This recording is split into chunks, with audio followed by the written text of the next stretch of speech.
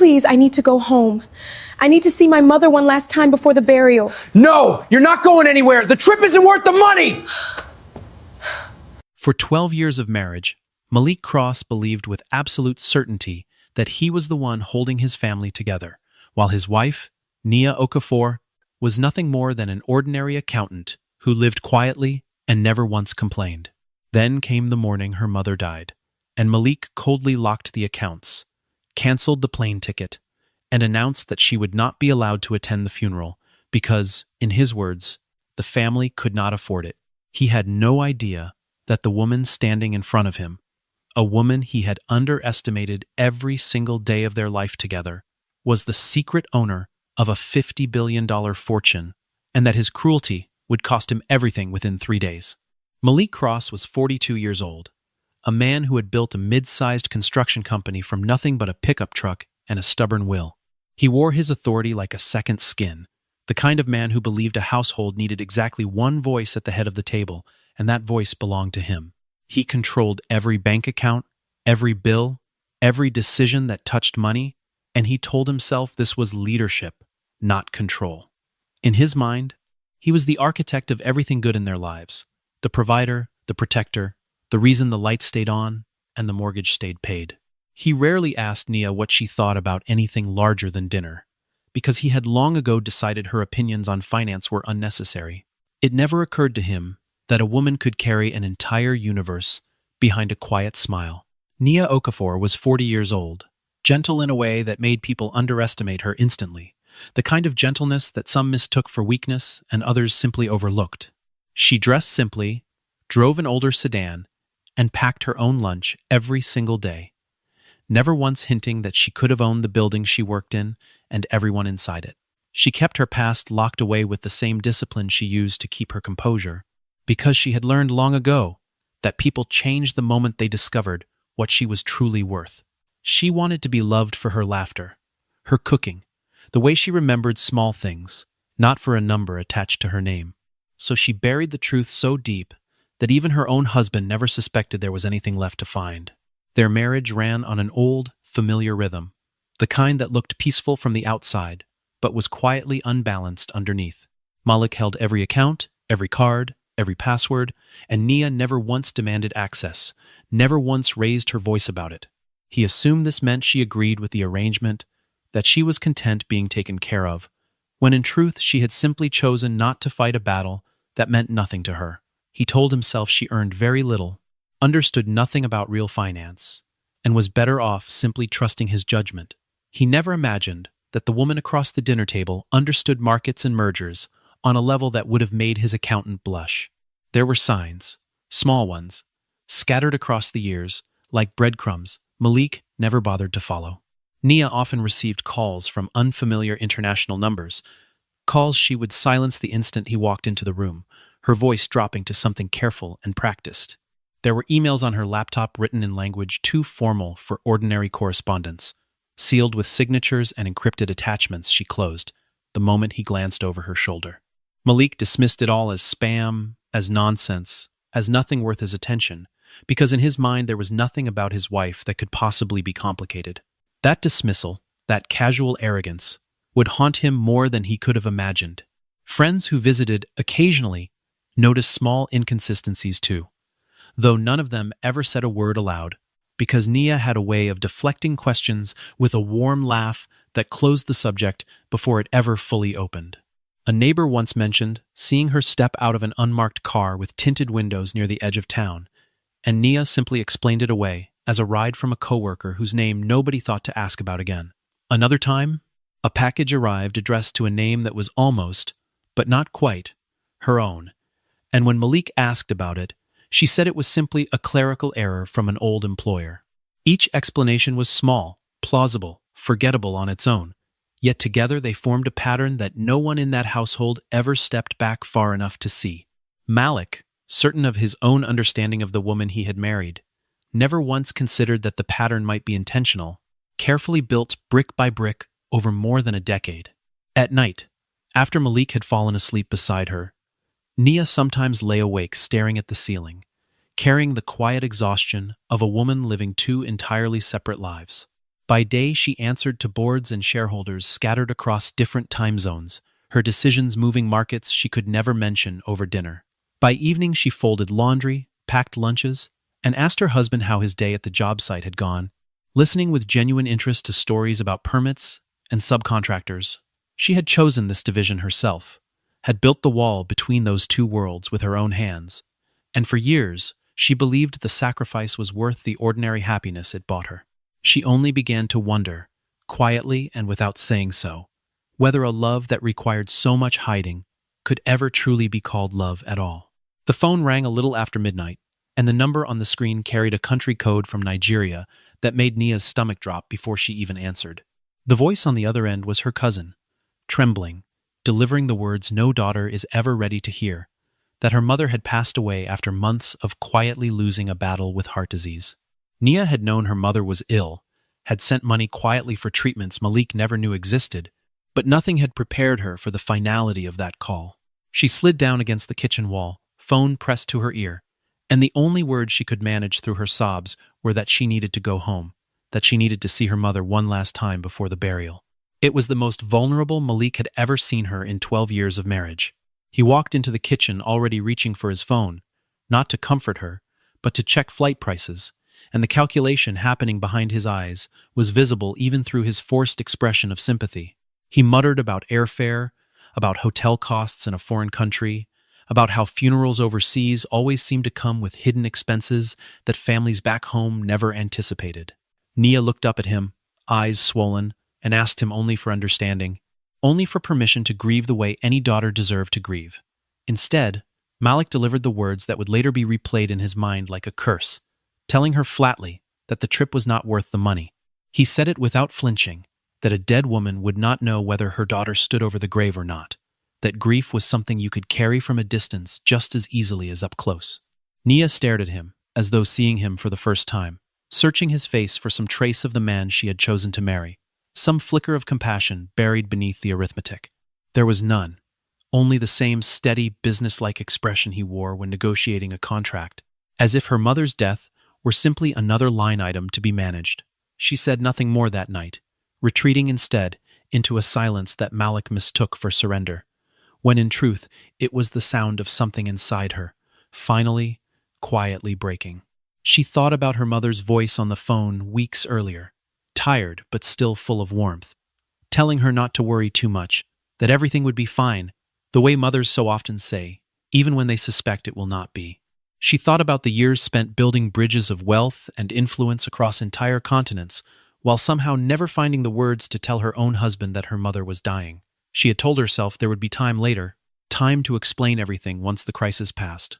And now that time had collapsed into nothing, replaced by the cold, unbearable finality of a phone call in the dark. Grief pressed down on her chest like a physical weight, and beneath it, unnoticed at first, something else began to stir, something that felt almost like clarity. She realized, sitting on that kitchen floor with her back against the cabinets, that she had spent 12 years protecting Malik from a truth that might have changed everything, and in return he had shown her, without hesitation, exactly how he valued her pain when it came with a price tag attached. It was not simply that he refused the money for the flight, though even that alone would have wounded her deeply. It was the ease with which he refused it, the total absence of hesitation, as though her mother's death barely registered, as worth the inconvenience of rearranging a budget.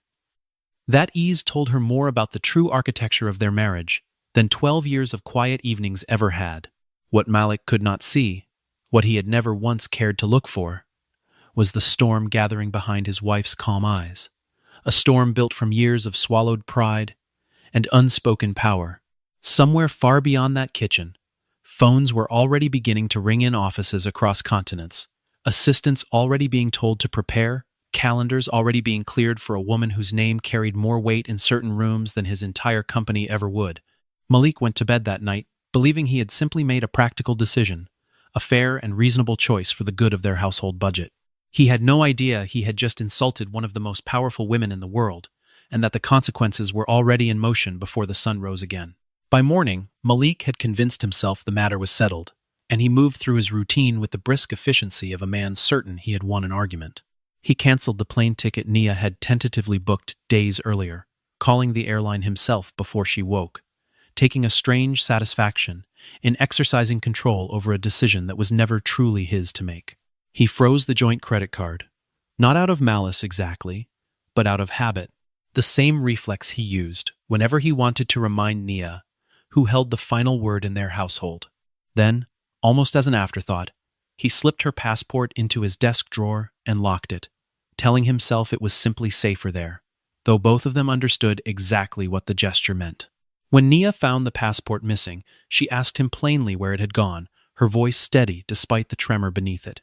Malik answered without hesitation, reminding her that he was the man of the house, that decisions of this magnitude belonged to him, and that he had already decided the trip would not happen. He said the words as though they were simply facts of nature, immovable and beyond question, the same way he might announce that the sky was blue.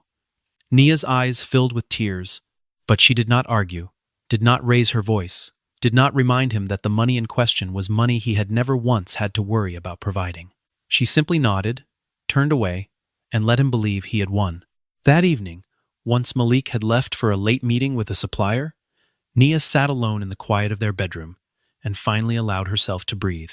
She picked up a second phone, one Malik had never seen in 12 years of marriage, a phone that lived hidden inside a shoebox at the back of her closet.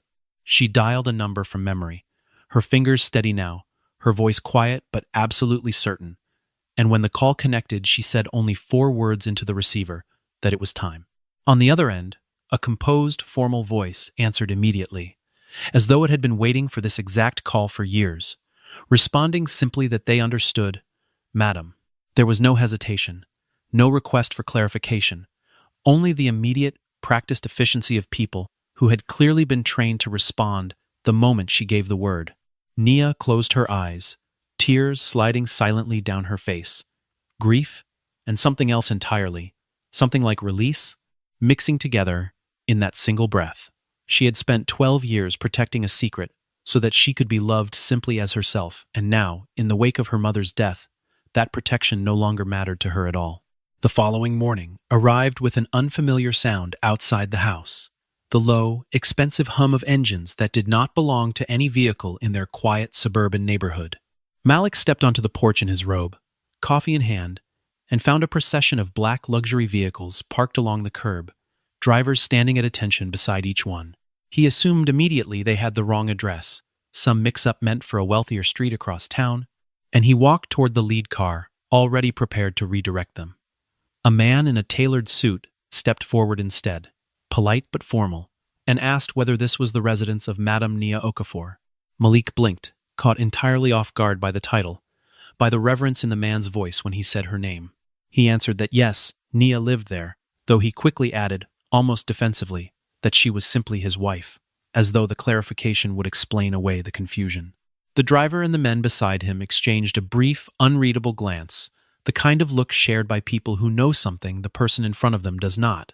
None of them offered an explanation, only repeating that they had been sent to assist Madame Okafor with whatever she required, and that they would wait as long as necessary. Malik turned back toward the house, calling for Nia, his confusion now edged with irritation, demanding to know what exactly was happening on his own front lawn. Nia appeared in the doorway, pale from crying, and when she saw the cars, her expression shifted into something composed, almost practiced, a mask Malik had never once seen her wear before. She stepped outside just far enough to address the men directly, thanking them quietly but telling them she was not yet ready, that she needed more time before anything could proceed. They nodded without argument, retreated to their vehicles, and waited at a respectful distance, leaving Malik standing on the porch with more questions than he had ever had about the woman he married. He followed her back inside, peppering her with questions she refused to answer, asking again and again who those men were and why they had spoken to her as though she were royalty. Nia only told him it was complicated, that she would explain everything once the funeral was behind them, and that for now she needed him to trust her. Malik, unaccustomed to being denied answers in his own home, felt something unfamiliar creeping into his chest, a small, uncomfortable seed of doubt about a wife. He had always assumed he understood completely.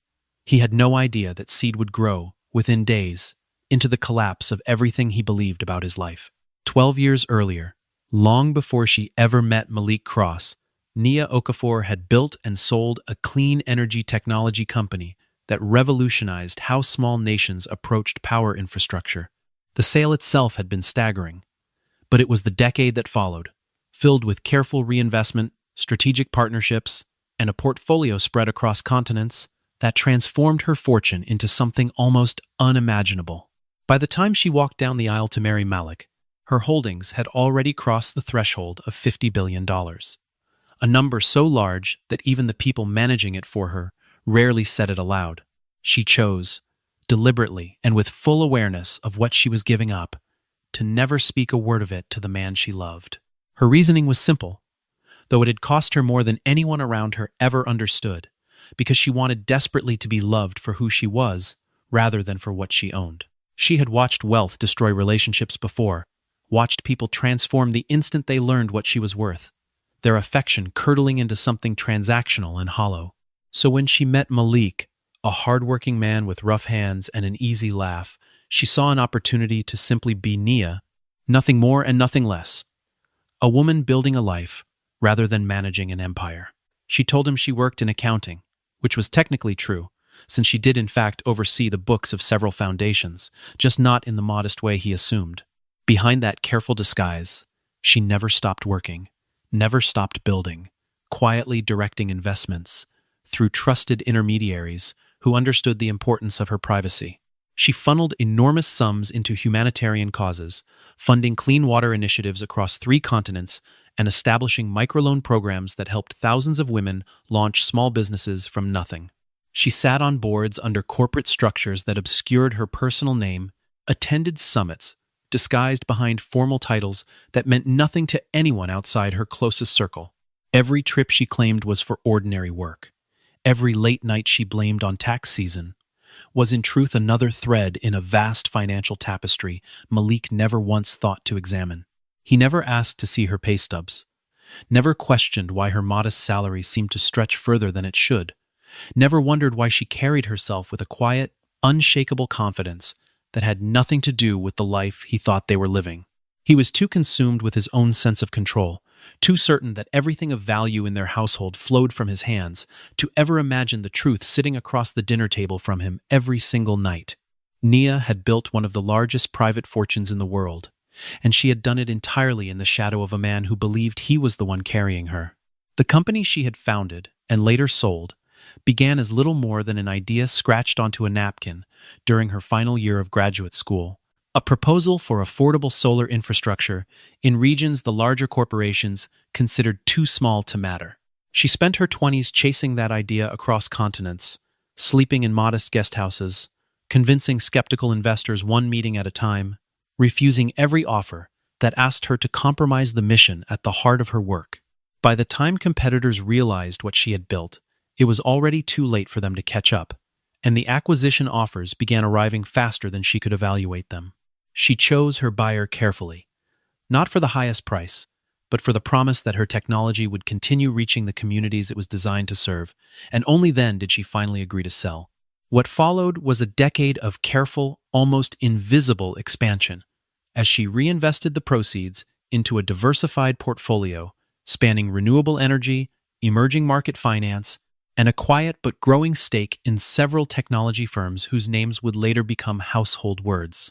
She surrounded herself with a small circle of trusted advisors bound by strict confidentiality, people who understood that her privacy was not vanity but survival, a shield against a world that too often treated wealthy women as targets rather than architects. Even as her fortune climbed past 10 billion, then 20, then well beyond that, she continued living in ways that revealed nothing, driving unremarkable cars, wearing simple clothing, choosing neighborhoods where no one would think to look twice at her. It was, in its own way, one of the most disciplined performances anyone had ever sustained, a woman hiding an empire behind the ordinary rhythms of a modest life. For a full day, Malik allowed himself to believe the matter had resolved itself quietly, that Nia had accepted his decision and let go of the idea of attending her mother's funeral. She had grown quiet, withdrawn into herself in a way he mistook for defeat rather than what it truly was, a woman conserving her strength for what was coming. He went about his business as usual, checking job sites, signing invoices, feeling a small, petty satisfaction that his authority in the household remained intact. That satisfaction lasted exactly until the moment a private jet descended onto the small regional airstrip outside their town, drawing the attention of half the neighborhood.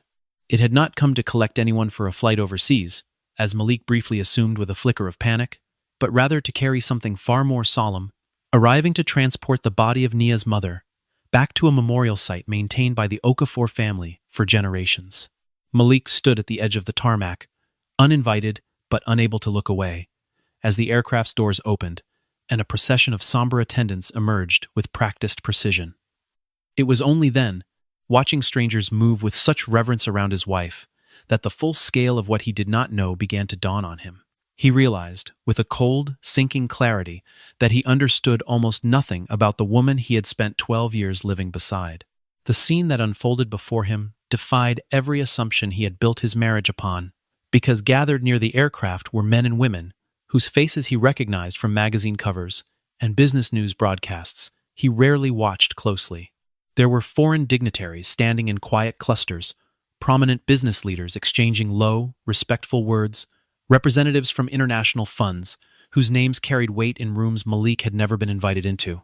Every single one of them was there, unmistakably, waiting for Nia, watching the doorway of the house as though she were the center of gravity around which the entire gathering revolved. Malik felt his legs grow unsteady beneath him, the ground of his certainty shifting in ways he could not yet fully comprehend. An older man in a dark, immaculately tailored suit approached the house and addressed the household staff with practiced formality, announcing that the Okafor family had been waiting for their matriarch. Malik, standing just inside the doorway, heard the words land in the air like a verdict. Matriarch, a title that belonged to someone far greater than the quiet, unassuming woman he had spent over a decade underestimating. He turned to look at Nia, standing composed in simple black clothing amid a sea of wealth and power that clearly recognized her as its center, and for the first time in his life, Malik Cross had absolutely nothing to say. It was an international attorney, calm and precise, who finally stepped forward to explain what Malik could no longer avoid understanding, laying out the truth in language too clear to misinterpret. He announced, with the measured tone of a man accustomed to delivering enormous news, that Nia Okafor was chairwoman of a global investment conglomerate spanning energy, technology, and finance. She was also, he continued, the founder of a humanitarian foundation responsible for clean water and education initiatives across dozens of countries, and a principal shareholder in several corporations, whose names Malik recognized instantly from his own daily life. The combined value of her holdings, the attorney stated plainly, exceeded $50 billion. Malik stood frozen, the number settling over him like a physical weight, pressing the air from his lungs in a way no business failure ever had. His mind raced backward through 12 years of memory, replaying every trip Nia had ever taken under the guise of routine work obligations, every late-night flight he had barely questioned. He remembered her mentioning conferences in Davos without elaboration, quiet weeks away that she attributed to auditing work in London, sudden trips to Singapore and Dubai that he now understood had nothing to do with any accounting firm. He had never once asked for details, never once wondered why an ordinary employee traveled with such frequency to the exact cities where the world's wealthiest gathered. The realization arrived in waves, each one more humiliating than the last, because Malik understood now that his failure had never been ignorance alone, but a willful refusal to see his wife as a full and complete person. He had built an entire identity around being the provider, the decision-maker, the man whose judgment could not be questioned, and that identity had blinded him to the truth standing beside him every single day. The attorney continued speaking, outlining trusts and foundations and boards, but Malik heard only fragments, his attention consumed by the crushing awareness of his own smallness in comparison to what his wife had built. Every dismissive word he had ever spoken to her, every casual assumption about her limitations, replayed in his mind with unbearable clarity. Around them, the gathered dignitaries and business leaders offered quiet condolences to Nia, treating her with a deference Malik had never once shown, addressing her not as someone's wife, but as a figure of genuine consequence in the world. He stood at the edge of that circle, an outsider in his own marriage, watching the woman he had controlled for over a decade reveal herself as someone who had, in truth, never needed his permission for anything at all. The house that had once felt like his domain now felt foreign, as though the walls themselves had been holding a secret the entire time. Malik Cross, for the first time in his adult life, understood exactly what it felt like to be powerless. In the quiet hours after the crowd dispersed, Malik found Nia standing alone near the memorial garden being prepared for her mother, and he approached with the closest thing to humility he had ever offered another human being. He apologized, the words stumbling out of him awkwardly, unfamiliar in his mouth, after years of never needing to say them, insisting he had not known that he would have acted differently had he understood who she truly was. Nia listened without interrupting, her expression unreadable, until he finished, and then she asked him a single question that would remain with him for the rest of his life. She asked whether, if she had remained forever the ordinary woman he believed her to be, he would still be standing there apologizing. Malik opened his mouth to answer, and found nothing there, no honest response he could offer that would not condemn him further, and his silence stretched long enough to become an answer in itself. Nia nodded slowly, as though she had expected exactly this, as though some quiet part of her had always known the truth would eventually surface in a moment, just like this one. The pain on her face was not about wealth, was never about the $50 billion sitting in accounts across the world, and Malik understood that distinction, even as it devastated him. Her grief was rooted somewhere far deeper, in the discovery that the man she had chosen to love had revealed, in her darkest hour, exactly where his priorities truly lived. She explained to him, quietly and without cruelty, that she had spent 12 years hoping he loved her simply for herself, for her laughter and her patience, and the small, ordinary rhythms of their shared life. She had wanted a marriage untouched by the corrupting influence of money, a partnership built on something more durable than numbers in an account, and she had believed, for a long time, that she had found it in him. But when her mother lay dying an ocean away, when she needed nothing more than compassion and support, Malik had chosen arithmetic over empathy, had weighed her grief against airfare, and found her grief wanting. That choice, more than any secret fortune, was the truth that finally broke something irreparable between them. Malik tried once more to explain himself, to offer context or excuse, but Nia raised a hand gently and told him there was nothing left to explain, that his answer had already been given in the moment he refused to let her go. She turned back toward the garden, toward the fresh earth being prepared to receive her mother, and Malik understood with sickening clarity that he had lost something far more valuable than any fortune. He had lost the one thing money could never buy back, the genuine, unguarded love of a woman who had chosen him freely before he ever knew what she was worth. Later that evening, the attorney returned to the house carrying a sealed letter, explaining gently that Nia's mother had written it years earlier, with strict instructions that it be read only after her passing, and only in the presence of her daughter. The family gathered in the quiet study, and the attorney unfolded the pages carefully, his voice steady as he began to read the words of a mother who had clearly understood far more about her daughter's life than anyone realized. The letter spoke of pride, of a mother's fierce love for a daughter who had built an empire from nothing, but it also carried a warning, one written with the aching wisdom of someone who had watched her child hide herself away for the sake of love. The words landed in the room like stones dropped into still water. The letter said that if her daughter ever felt forced to hide her own worth in order to be loved, then whoever required that hiding had never truly loved her at all. It went on to say that real love did not ask a person to shrink themselves, did not require silence or disguise, or the burying of one's own achievements, and that a partner worthy of her daughter's heart would have celebrated her strength rather than needing to control it. Nia listened with tears sliding freely down her face, the composure she had maintained through the entire ordeal finally giving way completely. It was the first time she had cried without restraint since the news of her mother's death first reached her. She understood, hearing those words read aloud, that her mother had seen the truth of her marriage long before Nia herself had been willing to admit it, that a mother's instinct had recognized danger in a relationship built on concealment and control. The letter was not written out of anger toward Malik specifically, but out of a lifetime of watching her daughter navigate a world that too often demanded women make themselves smaller to be accepted. Nia realized that her mother had died, believing in her daughter's strength completely, trusting that whatever pain the truth eventually caused, Nia would find her way through it, with the same resilience she had shown her entire life. That trust settled over her like a final gift, one last act of maternal faith delivered from beyond the grave. Malik sat at the edge of the room throughout the reading, saying nothing, the weight of every word pressing down on him with unbearable precision, as though the letter had been written with him, specifically in mind.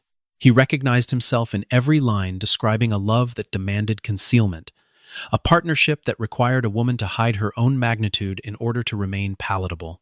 In that moment, listening to a dead woman's final wisdom fill the quiet study, Malik finally understood the full scope of what he had lost. It was not the $50 billion that haunted him, but the certainty that he had failed to love a woman who had only ever wanted to be seen. In the days following the funeral, Nia returned to the house she had shared with Malik for 12 years, carrying herself with a quiet steadiness that surprised even those closest to her. She did not raise her voice, did not seek to humiliate him publicly, did not use even a fraction of her considerable power to punish the man who had once locked her passport in a drawer. Instead, she moved through the process with a calm, deliberate dignity, meeting with her own attorneys to finalize the paperwork that would end their marriage cleanly and without spectacle. She wanted no headlines, no public reckoning, only a clean and final closing of a chapter that had already taught her everything she needed to know. When the divorce documents were prepared, Nia made one decision that surprised the lawyers working on her behalf, choosing to leave Malik the modest family home they had shared, along with the small savings that had always technically belonged to their household. She took back none of the gifts she had given him over the years, none of the vehicles or watches or small luxuries she had quietly funded without his knowledge of their true source. Her attorneys advised her that she was entitled to far more, that the law and simple fairness both supported a much harsher settlement. But Nia waved the suggestions away without hesitation. She had never wanted his money, and she had no intention of taking anything from him now, even as she walked away from the marriage entirely. On the last afternoon before she left, Nia stood in the doorway of the home they had built together, watching Malik sit motionless at the kitchen table where they had shared a decade of ordinary meals. She told him, in a voice free of bitterness, that the money had never been the greatest secret she carried in their marriage, that $50 billion had always mattered far less to her than the world seemed to assume it should. The real secret, she confessed, was that she had believed, foolishly perhaps, that love alone could reshape a person, that patience and devotion could soften even the hardest edges of control. She had learned, in the cruelest possible way, that some things cannot be loved into changing, and that a person's true character reveals itself most clearly in the moments that cost them nothing to hide.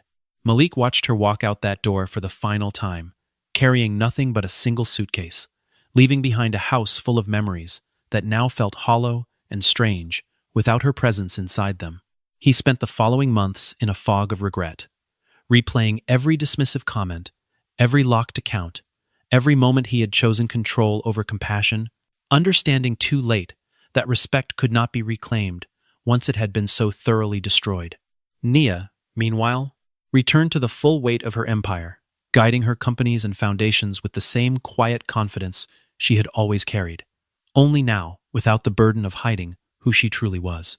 She established a scholarship fund in her mother's name, dedicated to supporting young women pursuing careers in science and engineering across the very communities where she herself had once been overlooked.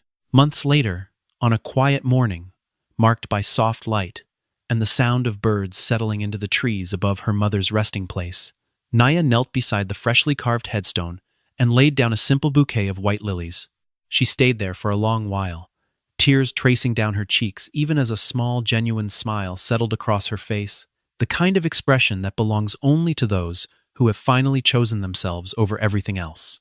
She had lost a marriage, but she had reclaimed something far more essential, the freedom to stand fully in her own worth without apology or disguise.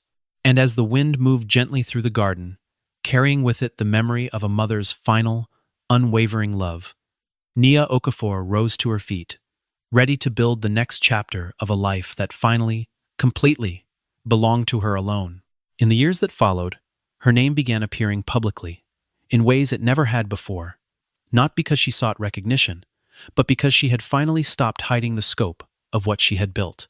The scholarship fund established in her mother's memory grew far beyond its original vision, eventually supporting thousands of young women pursuing degrees in engineering, medicine, and finance across communities that had once dismissed their potential. She spoke at universities occasionally, always briefly, always with the same message, telling young women in the audience that their worth was never meant to be hidden in exchange for acceptance, that real love asks nothing to be concealed. Each time she delivered those words, she thought of her mother's letter, of the wisdom contained in those final pages, and she felt the weight of that inheritance settle into something like purpose. Malik, for his part, watched her rise from a distance he had no right to close. Reading about her achievements in the same news outlets that once meant nothing to him, recognizing too late the magnitude of what he had dismissed as ordinary, he rebuilt his company slowly, quietly, carrying with him a humility he had never possessed during their marriage, a humility purchased at the highest possible cost. He never remarried, and those who knew him said he rarely spoke of Nia at all, except on the rare occasions when someone asked him, almost as a test, what he would change if given the chance to live those years again. His answer was always the same, delivered without excuse, that he would have asked more questions and assumed far less, that he would have chosen curiosity over control before it ever cost him everything that mattered. The story of Malik Cross and Nia Okafor traveled quietly through certain circles for years afterward, told not as gossip, but as a kind of parable, a reminder that true worth rarely announces itself, and that the way a person treats someone they believe to be powerless reveals the truest measure of their character. Nia herself never spoke of it publicly, never used the story to elevate herself further, content instead to let her work speak in ways her silence once could not. She built, she gave, she healed, and in the quiet hours when the empire finally rested, she remembered her mother's words, that love should never require a person to disappear in order to be kept. It was, in the end, the only inheritance that had ever truly mattered. And she carried it forward into every decision that followed, unshaken, unafraid, and finally, entirely her own.